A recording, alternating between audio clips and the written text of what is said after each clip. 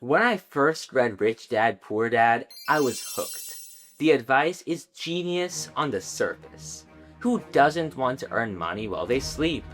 But the more I learned about actual financial planning, the more I noticed something was off. Take his most famous claim: your house is a liability, not an asset. For millions of middle-class families, home equity is their single biggest wealth-building tool, and a paid-off home is often the difference between a secure retirement and a stressful one. Calling it a liability just didn't feel right. A lot of the advice in this book sounds smart, but goes completely against sound financial planning logic. And the worst part is that millions of people have followed it without ever even questioning it. I passed the CFP exam at 16 and have helped millions improve their finances over the last 8 years. And here's what I found when I actually thought critically about each chapter: what this book gets right, what it gets wrong, and the one piece of advice that could send you to prison. Rich Dad Poor Dad strongly implies that a traditional education, especially college, is a trap. It frames college as the poor dad path, where you get good grades and get a job, but stay broke.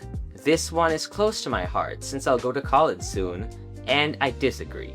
He says college teaches people to be employees who trade time for money, instead of business owners who make money work for them.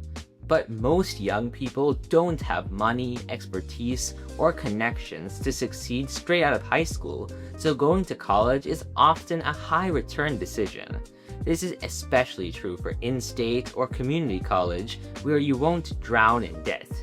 And many well-paying jobs require a college degree, so it's no wonder research shows the average college grad earns over $1 million more over their lifetime than someone without a degree.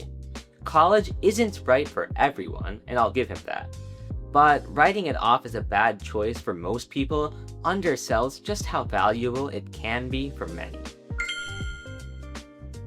Here's where the book absolutely nails it. Most people are never taught how money works, and that gap is incredibly expensive over a lifetime. Financial education compounds just like investments.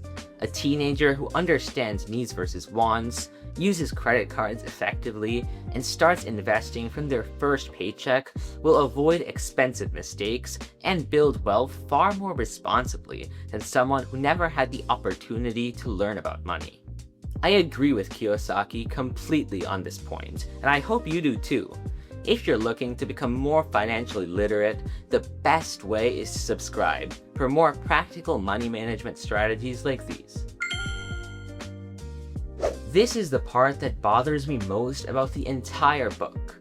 Rich Dad Poor Dad consistently treats struggling people as the problem. It falls for what psychologists call the just world fallacy by saying if you're broke, it's because you're lazy, unambitious, or ignorant. It completely ignores the documented reality of economic inequality and the systemic barriers that make it harder for some people to become wealthy, despite knowledge and effort. It's important to recognize the reality that mindset and knowledge aren't the only factors when you live in a system that has so much inequality. That said, learning how money actually works is one of the most powerful things you can do, regardless of the system you're in. Most people spend first and save what's left over, which is usually nothing. But Rich Dad Poor Dad says you should save a fixed amount first every month and only then spend. While I agree with the core idea called paying yourself first, Kiyosaki takes it too far by saying you should save even if it means you can't pay your bills.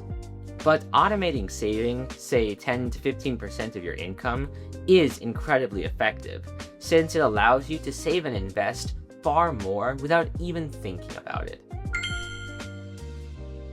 Earlier, I mentioned his most famous claim: your house is a liability. This idea has some merit, but let's see where it's accurate and where it falls apart. There is some truth here. People often underestimate the true cost of homeownership.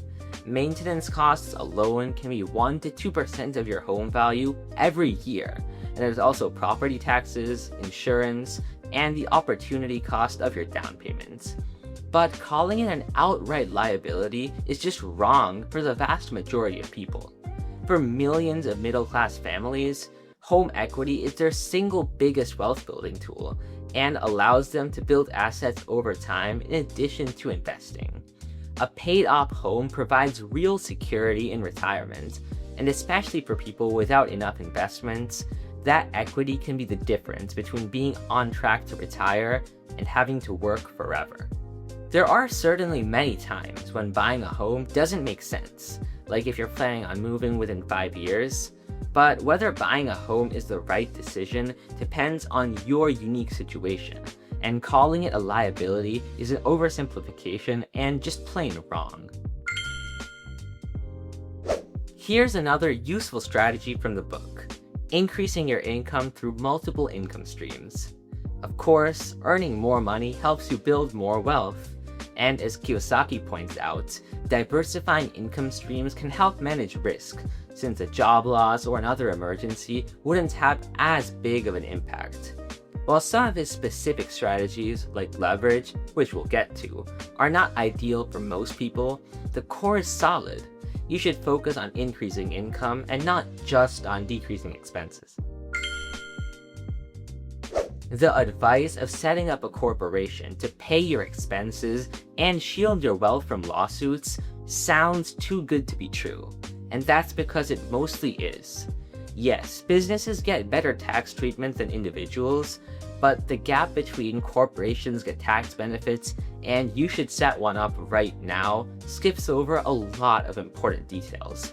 For example, while studying for the CFP exam, one of the first things I learned about the tax system is that corporations need an actual business purpose beyond reducing your tax bill, and using one to pay your living expenses is straight up illegal and could land you in prison.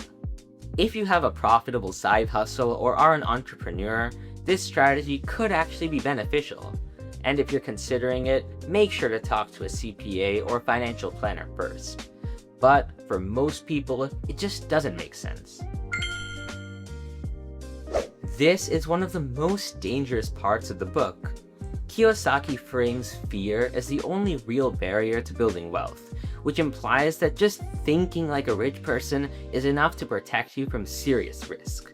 But mindset doesn't pay the mortgage when a rental property sits vacant for 3 months straight.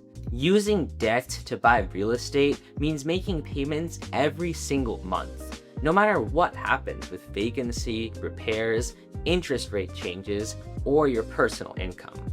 And if you're not able to pay the debt, the bank can and will foreclose. I'm not saying using leverage for real estate is bad. Many people have used it successfully. But it's not nearly as simple as Rich Dad Poor Dad makes it seem. And for most regular people, the benefits do not outweigh the risk and hassle of managing a property. For most people, investing in the stock market is a much better option than real estate, since it has given consistently high returns over the long run with far lower risk. Watch this video for a step-by-step guide to start investing today so you can take advantage of compounding and start building real wealth.